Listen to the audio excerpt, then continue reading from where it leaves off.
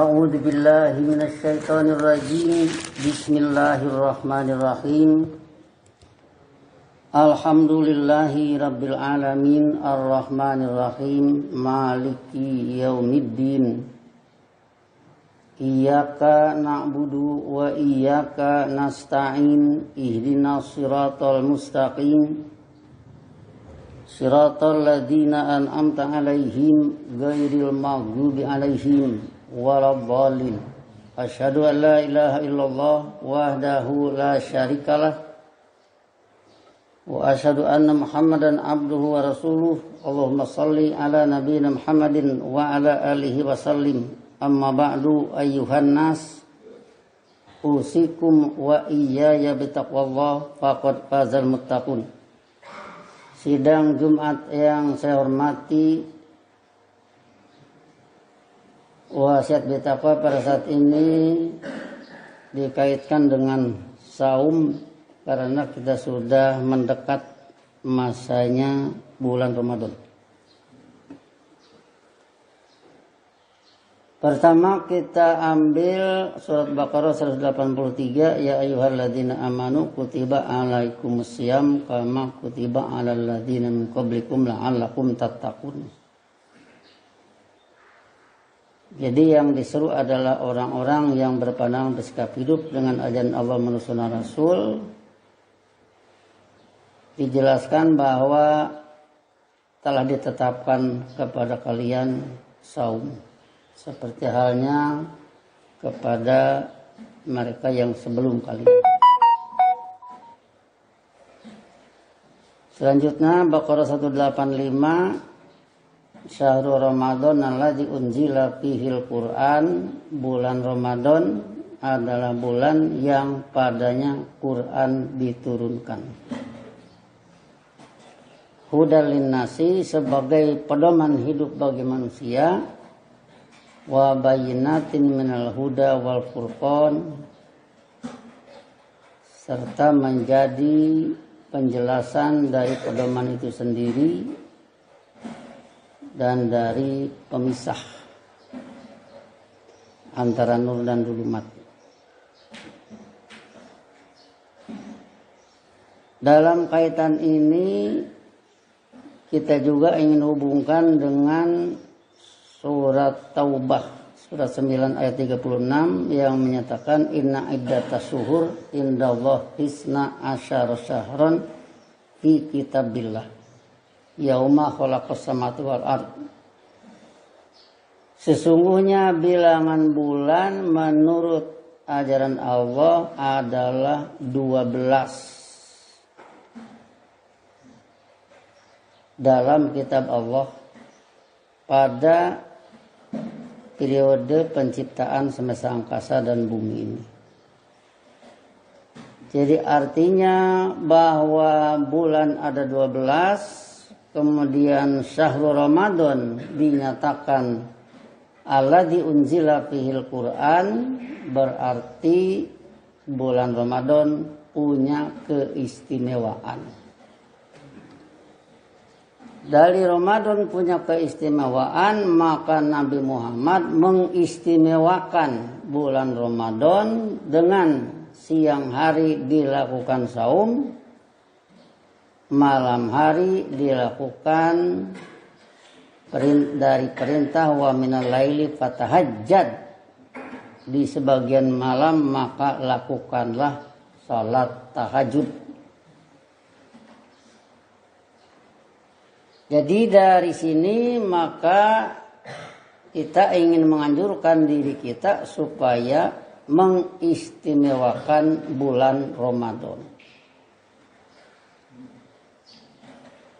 Bulan Ramadan sebagai bulan istimewa kalau dilihat dari pembahasan yang ada tentang praktek saum, kaitannya dengan urusan kesehatan, para ahli menyatakan bahwa ketika perut lapar, di sanalah terjadi sel-sel yang lapar memakan sisa-sisa sel yang mati. yang itu menjadi sampah, yang itu menjadi bahan penyakit pada diri manusia itu sendiri. Jadi dengan bersihnya badan dari sel-sel yang menjadi sampah dimakan oleh sel yang lapar, maka di sanalah saum berfungsi menjaga kesehatan. Itu dari pembahasan naturalis. Bagi orang yang melakukan saum, ngerti bahwa sel yang lapar memakan sisa sel yang mati, ataupun tidak ngerti itu, tetap berlaku seperti itu. Bahwa saum yang dia lakukan berfungsi menjaga kesehatan bagi dirinya sendiri. Sehingga dari sudut ini maka orang yang tidak saum berarti membiarkan dirinya tidak sehat, dalam arti sel yang mati menjadi kotoran, tetap menjadi kotoran bagi dirinya sendiri. Atau kalau kita melihat orang yang dengan sengaja demonstrasi tidak saum, dari orang yang seharusnya melakukan saum, malah dia demonstrasi, memperlihatkan, lihat aku ini jagoan, kamu tidak saum, saya berani tidak saum. Dari sana maka kita bisa menilai orang itu sedang mendemonstrasikan merugikan dirinya sendiri. Dia sedang demonstrasi, lihat aku ini sedang merugikan diriku sendiri. Dalam arti tidak bermanfaat. Tidak adanya manfaat kesehatan bagi dirinya.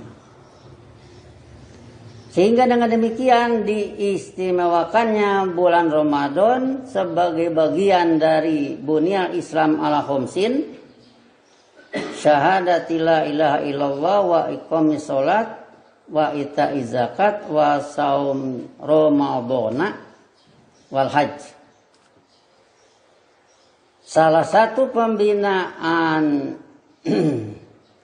Islam menjadi muslim, pembangunan Islam yang adanya dalam Quran pindah ke manusia menjadi hidup dengan dinul Islam, salah satunya adalah saum. Maka dari sudut ini kita ingin berbicara, itulah keistimewaan bulan Ramadan. Kemudian keistimewaan lain dilihat dari tahajud, di mana tahajud adalah praktek yang dilakukan oleh Nabi Muhammad setelah buka. Bisa menunggu waktu isya dulu, kemudian tidur, atau setelah buka tidur, kemudian sholat isya nanti menunggu tengah malam. Nah, jadi waktu tengah malam itulah dikatakan oleh para ahli sedang sepi, sedang hening, sedang adanya keadaan malam yang tenang akan melahirkan inspirasi-inspirasi. Inspirasi apa? Inspirasi dari ayat-ayat Al-Quran yang dilantunkan di dalam tahajud. Misalkan di saat itu kita membaca surat An'am 112. Wa kadzalika ja'alna likulli nabiyyin aduwan syayatinal insi wal jinni. Maka timbul inspirasi urusan syayatin yang dikatakan wa kadzalika, yaitu seperti itulah Ja'alna kami bikin likulli nabiyyin bagi setiap nabi atau bagi setiap sunnah rasul aduan musuh syayatinal insi wal jinni, yaitu setan-setan manusia dan jin. Nah, jadi berarti timbullah satu inspirasi bahwa yang disebut setan itu setiap yang memusuhi sunnah Rasul. Maka timbullah di sana satu kewaspadaan. Siapapun yang memusuhi sunnah Rasul tergolong kepada syayatin. Jadi kalau misalkan kita mengucap a'udzubillahi minasyaitonirrajim, itu dari pihak yang memusuhi sunnah Rasul. Bisa saja ada di rumah kita sendiri. Bisa saja dari anggota keluarga kita sendiri. Bisa saja dari tetangga kita, bisa saja dari bangsa kita. Nah, jadi inspirasi ini di samping ayat mengembangkan begitu, dalam situasi yang sepi hening, tertanamlah di dalam diri ingin memusuhi setan siapapun orangnya. Selanjutnya dengan yuhi ba'dhum ila ba'din zuhrufal qawli gururo, yang mana sebagian mereka mewahyukan atau mengajarkan ila ba'din kepada bagian yang lain. Apa yang diajarkan? Yang diajarkan adalah zuhrufal qawli gururo. Istilah zuhruf itu sesuatu yang indah. Perhiasan disebut zuhruf. Zuhrufal hayati dunya. Ini zuhrufal qawl, berarti omongan yang indah-indah guru menjadi tipu daya. Itu kerja syayatin itu, yuhi ba'dhum ila ba'din zuhrufal qawli guru, yang mana sebagian mereka mewahyukan atau mengajarkan pada bagian yang lain omongan yang indah-indah menjadi tipu daya. Dari mana lahirnya omongan yang indah-indah? Kita ambil dari surat Ali Imran 78. Wa inna minhum lafariqon. Sungguh di antara mereka ada sekelompok orang. Yalhuna alsinatahum bil kitab, yang bersilat lidah perihal kitab. Litahsabuhu minal kitab, guna kalian mengira itu dari kitab. Wa ma huwa minal kitab, padahal yang demikian bukan dari kitab. Wa yaquluna huwa min indillah, serta mereka menyatakan dia dari ajaran Allah. Wa ma huwa min indillah, padahal itu bukan dari ajaran Allah. Wa yaquluna 'alallahil kadziba, yaitu mereka ngomong bohong atas ajaran Allah. Wa hum ya'lamun, padahal mereka berilmu yang demikian agung. Dari sini maka akan timbul satu inspirasi dari kalimat terakhir wahum ya'lamun. Ini adalah orang-orang yang berilmu. Kerja orang yang berilmu, yang membengkokkan ilmu Allah, yang bersilat lidah perihal kitab, guna kalian mengira dari kitab, padahal bukan dari kitab. Nah, sehingga dalam peristilahan nanti sangat hati-hati mengikuti istilah-istilah hudalil muttaqin, membersihkan dari berbagai kebengkokan yang hampir sulit dipahami kalau kurang teliti. Yang telitilah nanti yang bisa menangkap, yang melakukan perintah Rattilil Qur'ana tartila, telitilah Al-Quran dengan seteliti-telitinya. Itulah yang bisa menangkap juhrufal qauli gururo, itulah yang bisa menangkap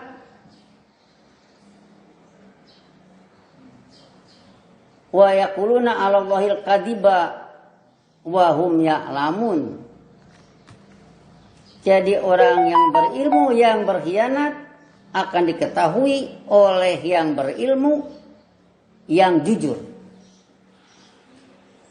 Orang berilmu yang berkhianat tidak akan diketahui oleh orang yang tidak berilmu walaupun dia membina kejujuran.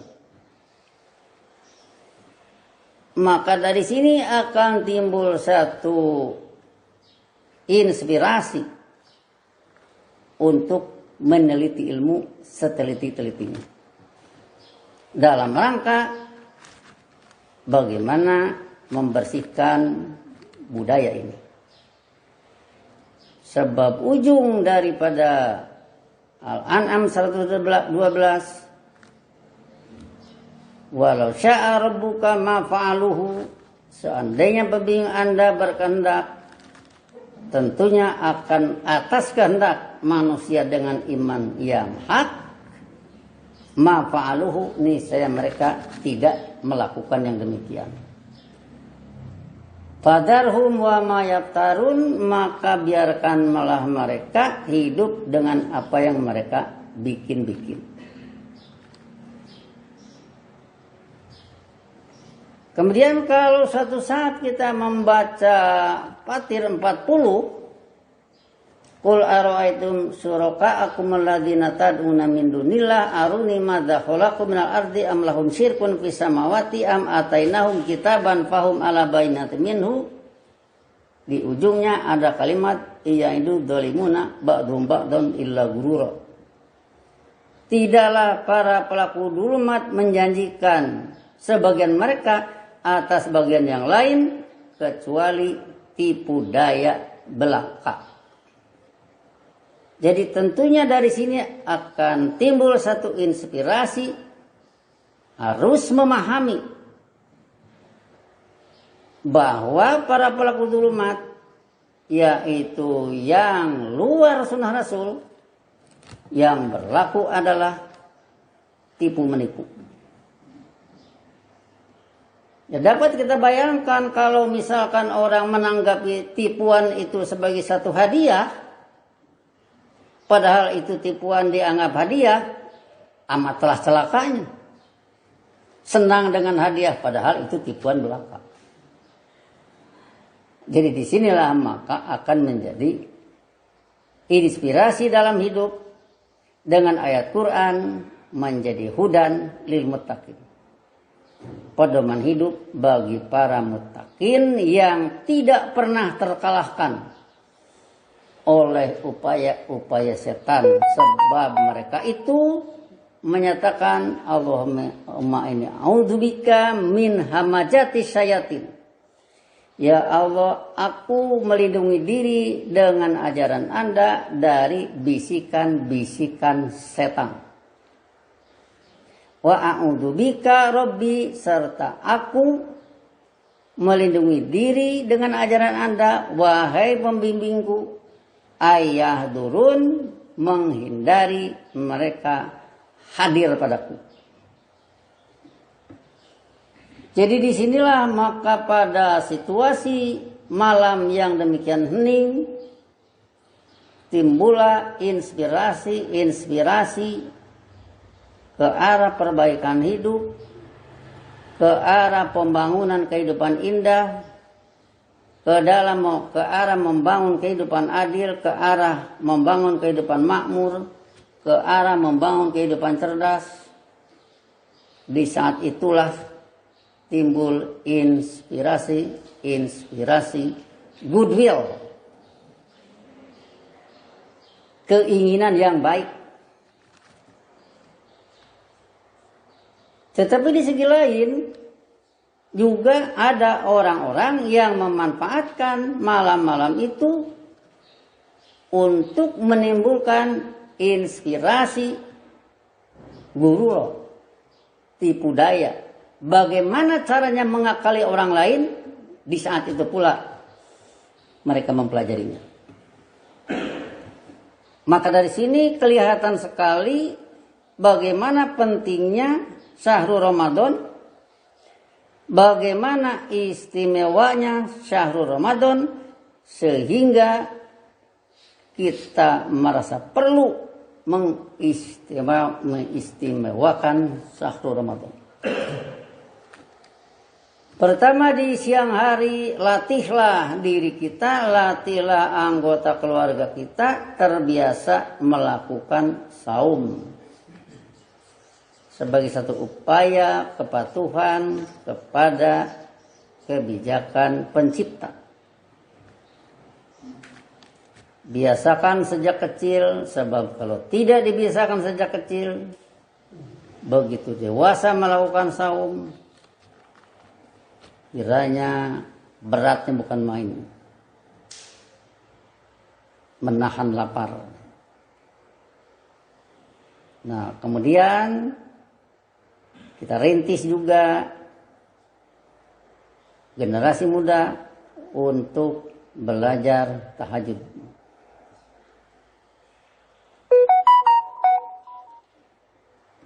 Dalam hal ini kalau misalkan kita melakukannya di suatu tempat, kemudian tengah malam mulai bangun, kemudian di sana dilakukan sholat isya jamaah, kemudian setelah itu sholat tahajud masing-masing di tempat itu. Nah, ini dalam rangka kita belajar. Kita belajar melakukan sholat satu pembinaan iman, sholat upacara kepatuhan, sholat apel siaga, agar sayatin bisa dihindari.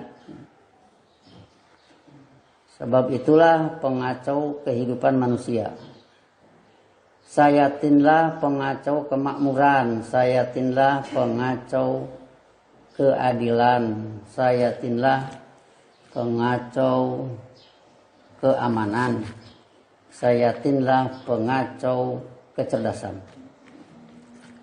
Disinilah maka kita sekali lagi perlu dalam kaitan dengan Ramadan yang akan datang bersiap-siap dari sekarang agar kita bisa mengistimewakannya dengan siang hari melakukan saum, di malam hari melakukan tahajud. Yang Nabi Muhammad memberi nama khusus untuk tahajud di bulan Ramadan, disebut Qiyam Ramadan. Man qama Ramadana imanan wa ihtisaban ghufira lahu ma taqaddama min dzambihi wa ma ta'akhkhara. Siapa yang melakukan qiyam Ramadan dengan iman dan dengan penuh perhitungan, menghitung berbagai kelakuan, mana pelanggaran cepat dirubah, maka ghufira lahu ma taqaddama min dzambihi wa ma ta'akhkhara. Diislahlah dari dia pelanggaran-pelanggaran yang lalu ketika di zaman dulumat minusana sayatin dan ma ta'akhkhara ketika sudah muncul nur minusana rasul. Inilah saya kira yang perlu saya wasiatkan pada diri dan hadirin sekalian. Barakallahu li wa lakum fil Qur'anil azim wa nafa'ani wa iyyakum bima fihi min ayati wa dzikril hakim wa taqabbala minni wa minkum tilawatahu innahu huwas samiul alim wastaghfiruh innahu huwal ghafurur rahim.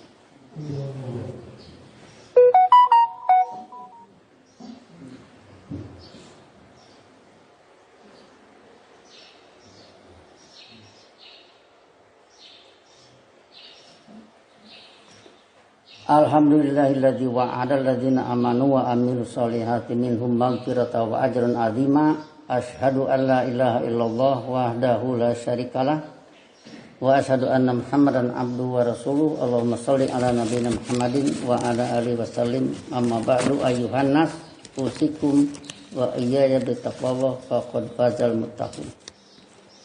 Pada Baqarah 185 nanti ada kalimat walitukmilul iddata,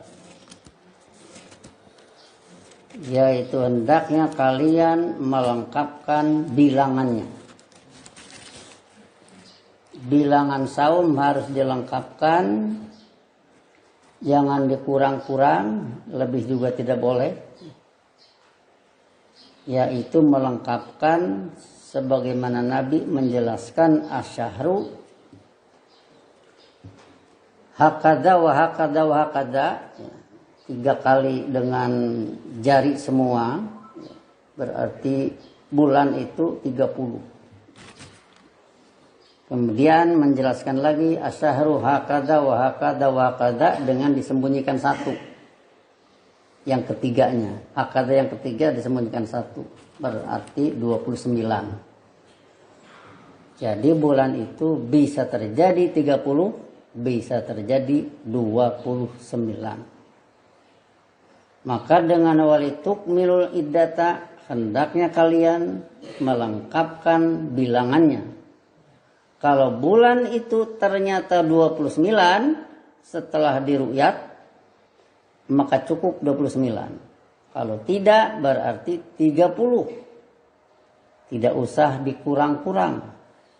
Jadi 28,5 misalkan. Tidak ada istilah, yang ada istilah dalam Quran itu wa atimusiyam ilal lail, tamatkanlah saum sampai malam. Berarti batasnya sampai maghrib. Tidak ada istilah saum setengah. Jadi artinya berdisiplinlah dalam melengkapkan bilangan saum seperti Nabi Muhammad, bisa 30, bisa 29. Kemudian kalau ada pihak-pihak yang masih sulit dalam melaksanakan wa minal laili fatahajjad pada bulan Ramadan yang diberi nama Qiyam Ramadan, maka angkatlah ayat-ayat yang sudah ada di TC. Yang kita usahakan diberi catatannya dari sejak tahun 23, kemudian sebagian 24. Atau mungkin nanti juga dilengkapkan dengan catatan-catatan yang lalu, sebab di sana sudah ada contoh terjemahan, di sana sudah ada latihan-latihan dan sudah dibahas berkali-kali.